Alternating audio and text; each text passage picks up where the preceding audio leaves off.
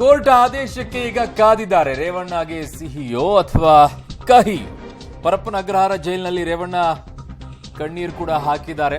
So ಅದನ್ನು ಕೂಡ ಹೇಳ್ತೀವಿ. ಇನ್ನೊಂದು ಕಡೆಗೆ ಟೆನ್ಷನ್ ಟೆನ್ಷನ್ ಟೆನ್ಷನ್, ಸಿಹಿನ ಕಹಿನ ಗೊತ್ತಾಗ್ತಿಲ್ಲ. ಕೆಲವೇ ಕ್ಷಣಗಳಲ್ಲಿ ರೇವಣ್ಣ ಜಾಮೀನು ಭವಿಷ್ಯ ಗೊತ್ತಾಗತ್ತೆ ಈಗ. ಕಾರಣ 5 ಗಂಟೆ ಆದ ನಂತರ ಆದೇಶವನ್ನ ಕೊಡ್ತೀವಿ ಅಂತ ಹೇಳಿದ್ದಾರೆ.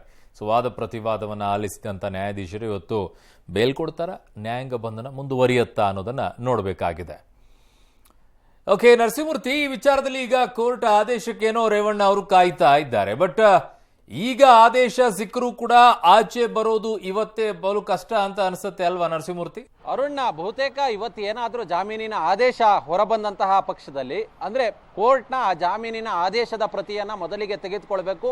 ಆ ಬಳಿಕ ಇವ್ರನ್ನ ಹಾಜರುಪಡಿಸಿದಂತಹ ಕೋರ್ಟ್ ಅಂದ್ರೆ ACMM 17ರ ಕೋರ್ಟ್ ಏನಿದೆ ಅಲ್ಲಿಗೆ ಆ ಜಾಮೀನಿನ ಆದೇಶದ ಪ್ರತಿಯನ್ನ ತಲುಪಿಸಬೇಕು. ಆ ಬಳಿಕ ಕೋರ್ಟ್ ಅಮೀನ ಆ ಜಾಮೀನಿನ ಆದೇಶದ ಪ್ರತಿಯನ್ನ ತೆಗೆದುಕೊಂಡು ಪರಪ್ಪನ ಅಗ್ರಹಾರ ಜೈಲನ್ನ ಸೇರಬೇಕು.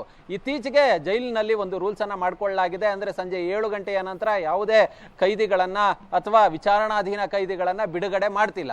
ಹೀಗಾಗಿ 7 ಗಂಟೆಯ ಒಳಗಾಗಿ ಕೋರ್ಟ್ ಅಮೀನ ಏನಾದರೂ ಪರಪ್ಪನ ಅಗ್ರಹಾರ ಜೈಲನ್ನ ಸೇರಿದಂತಹ ಪಕ್ಷದಲ್ಲಿ ಆಗ ಬಹುಶಃ ಆ ಪ್ರೊಸೀಜರ್ ಅನ್ನ ಮುಗಿಸೋದಕ್ಕೆ ಒಂದು ಅರ್ಧ ಗಂಟೆಗಳ ಸಮಯ ಹಿಡಿಯಬಹುದು. ಇವತ್ತೇ ಇನ್ ಕೇಸ್ 7 ಗಂಟೆಯ ಒಳಗೆ ತಲುಪಿದ್ರೆ HD ರೇವಣ್ಣ ಅವರು ಇವತ್ತೇ ಪರಪ್ಪನ ಅಗ್ರಹಾರ ಜೈಲಿನಿಂದ ಬಿಡುಗಡೆಯಾಗಬಹುದು.